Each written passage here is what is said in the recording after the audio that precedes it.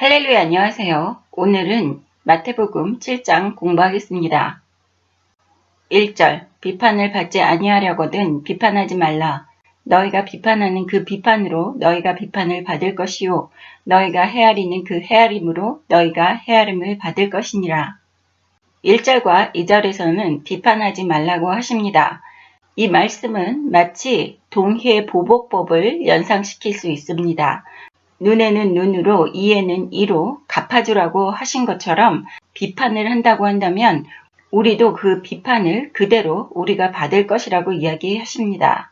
또 헤아려 준다고 한다면 우리가 똑같이 헤아림을 받을 것이라고 이야기하고 계십니다.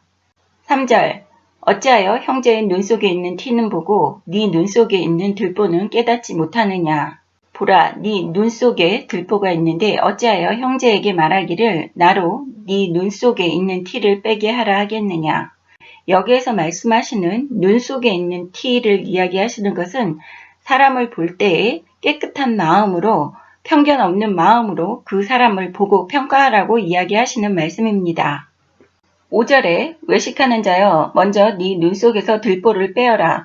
그 후에야 밝히 보고 형제의 눈 속에서 티를 빼리라. 외식하는 자여 라고 이야기하는 것은 먼저 솔선수범을 하지 않고 남의 탓만 하는 그러한 사람을 이야기합니다.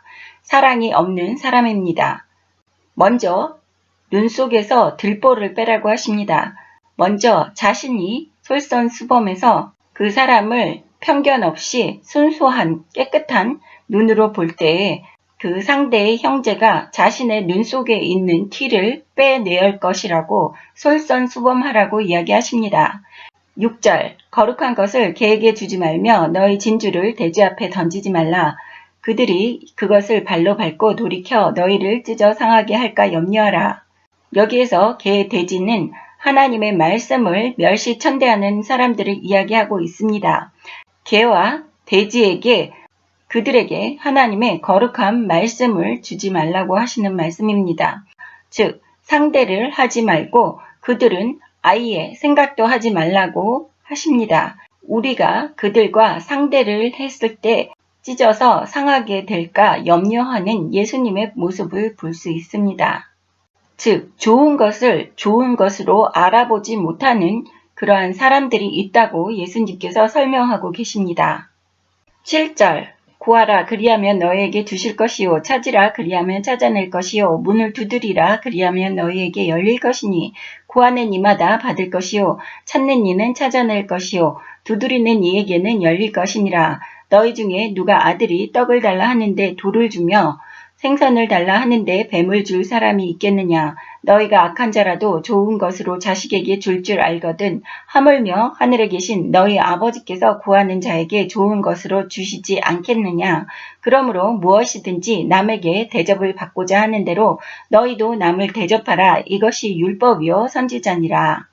이렇게 마태복음 7장 7절에서 12절까지는 능동적으로 우리가 행동하는 하나님의 자녀의 모습을 그리고 계십니다. 필요하다고 한다면 우리 하나님의 자녀는 하나님께 구하고 문을 두드리라고 하십니다. 구하는 이마다 받을 것이요 찾는 이는 찾아낼 것이요 라고 이야기하십니다. 이것은 다른 그 어떤 누구에게도 의지하고 의뢰하고 찾고 구하지 말라고 하십니다. 오로지 하늘에 계신 우리 아버지에게 구하고 두드리고 의지하고 살라고 하시는 말씀입니다.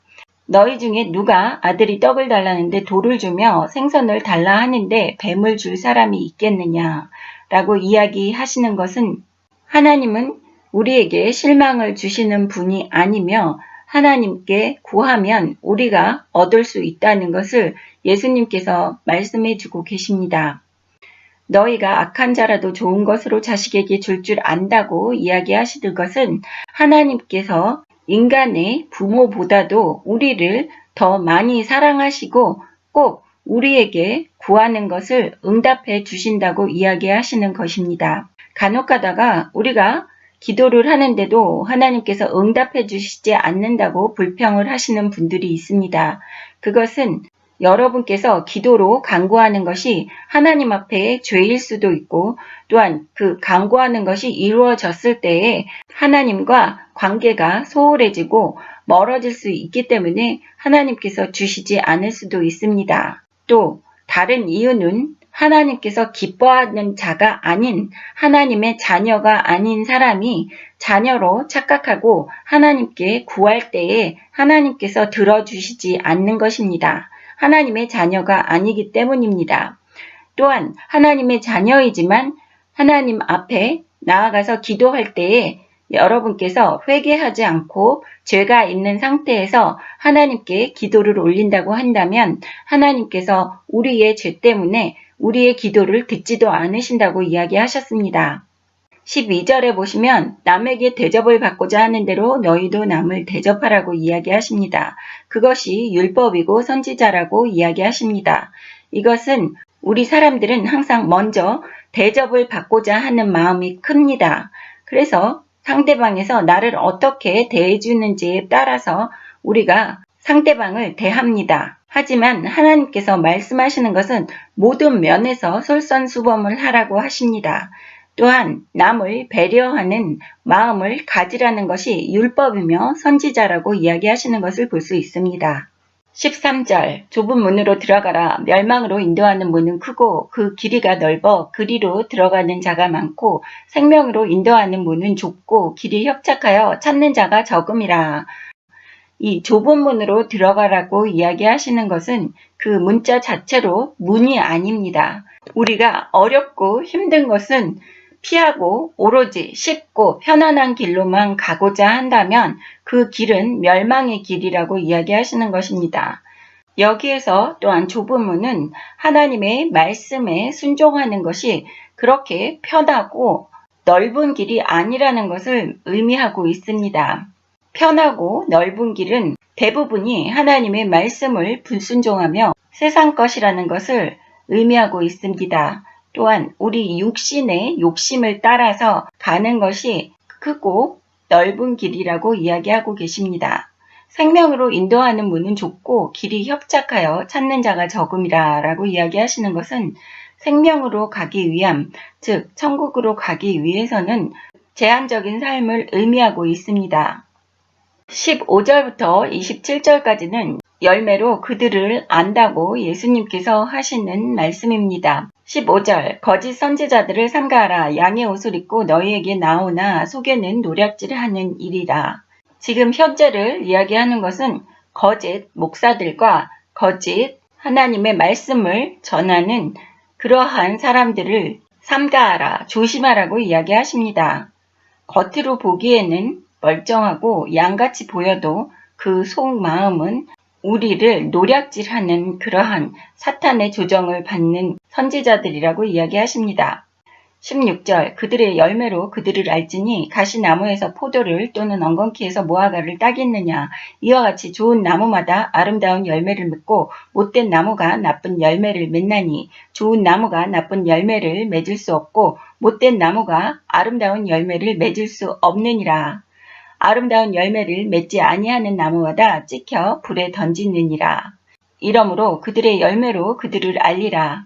이렇게 하나님께서는 결과물을 보고 그들을 판단하라고 하십니다.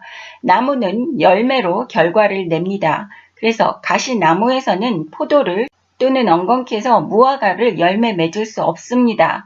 그 나무가 악하면 악한 열매가 나올 것이고 그 나무가 아름다운 열매를 맺는다는 것은 아름다운 나무라는 것을 이야기하고 계십니다. 우리의 속담에 콩 심은 데 콩 나고 팥 심은 데 팥 난다는 그러한 의미를 내포하고 있습니다.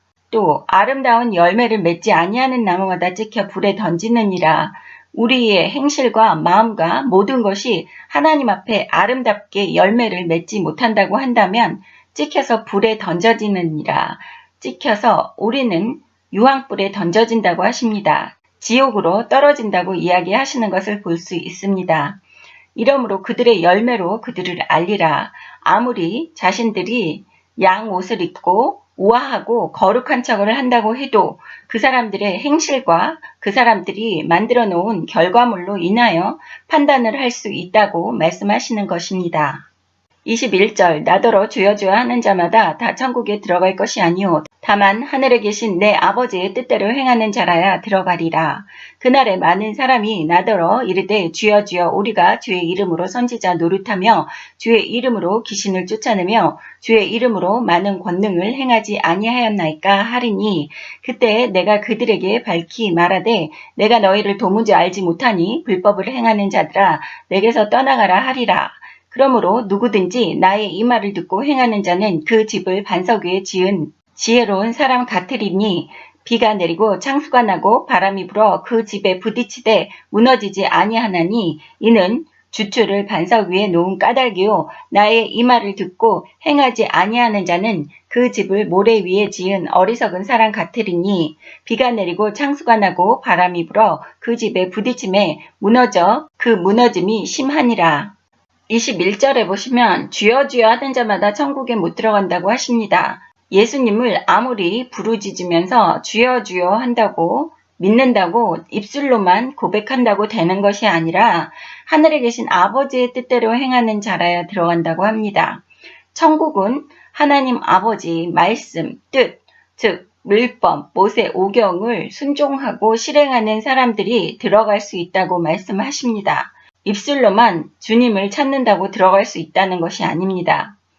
그날에 마지막 날에 많은 사람이 주여 주여 하며 예수님의 이름으로 선지자 노릇을 했고 예수님의 이름으로 귀신도 내쫓고 예수님의 이름으로 많은 기적을 행했지만 예수님께서 그들에게 말씀하시기를 23절에 내가 너희를 도무지 알지 못하니 불법을 행하는 자들아 내게서 떠나가라 하리라.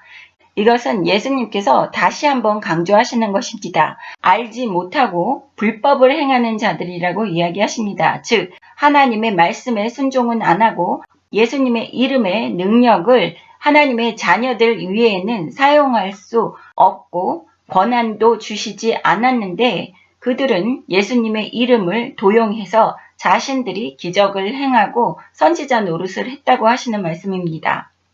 하나님의 말씀대로 뜻대로 행하는 자는 반석 위에 집을 짓는 것처럼 지혜로운 사람이고 비가 내리고 아무리 거센 비바람이 몰아쳐도 그 집은 견고하고 무너지지 않는다고 이야기하십니다. 하지만 예수님께서 말씀하신 하나님 아버지의 말씀에 순종을 하지 않았을 경우에는 그 자신의 집을 모래 위에 지은 것처럼 어리석은 자라고 합니다. 비가 내리고 창수가 나고 바람이 불어 그 집에 부딪힘에 무너져서 그 무너짐이 심하니라. 이것은 하나님 말씀을 반석으로 삼지 않은 사람들은 아무리 하나님의 자녀라고 하고 열심히 교회를 다니고 해도 비가 내리고 창수가 나고 바람이 분다는 것은 인생에 있어서 조금의 시험과 난관만 있어도 그 사람들은 하나님을 떠나고 하나님을 섬기지 않을 사람이라고 이야기하시는 것입니다. 즉 우리는 오로지 하나님 아버지의 말씀에 우리 믿음을 굳건히 세워야지 된다고 하시는 말씀입니다. 그렇기 때문에 하나님의 자녀들인 여러분들은 기적을 행하고 병을 고치고 귀신을 내쫓고 하는 것을 부러워하지 않으시기를 바랍니다. 그것은 극히 작은 일입니다. 전심으로 노력해야지 되는 것은 하나님 아버지의 말씀에 순종하는 것입니다. 28절 예수께서 이 말씀을 마치심에 무리들이 그의 가르침에 놀라니 이는 그 가르치는 것이 권위 있는 자와 같고 그들이 서기관들과 같지 아니함일러라. 예수님이 하신 이 모든 말씀을 듣고 이 무리들이 놀랐다고 합니다. 바리새인들과 서기관들과 장로들은 자신들의 사적인 사리서욕을 채우기 위해서 하는 말이 많이 있었습니다. 하지만 예수님께서는 그 가르침이 오로지 하나님의 영광을 위해서 말씀하시는 것을 보고 권위 있는 자와 같고 하나님께로부터 받은 권위가 있는 자와 같다고 이야기하는 것입니다. 여기에서 권위는 다시 말씀드리지만 하나님께로부터 받은 권위를 이야기하는 것입니다. 서기관들과 같이 아니함일러라는 서기관들은 하나님께로부터 권위를 받지 않은 사람들처럼 행동했다는 뜻입니다. 이렇게 5장에서 시작된 산상수훈의 마지막 부분이 7장에서 끝납니다. 예수님은 결론적으로 하나님의 자녀답게 사는 자들은 말씀대로 삶으로써 선한 열매를 맺는 것이 마땅하다는 사실을 7장에서 말씀하고 계십니다. 다음 시간에 마태복음 8장 공부하겠습니다. 감사합니다. 할렐루야.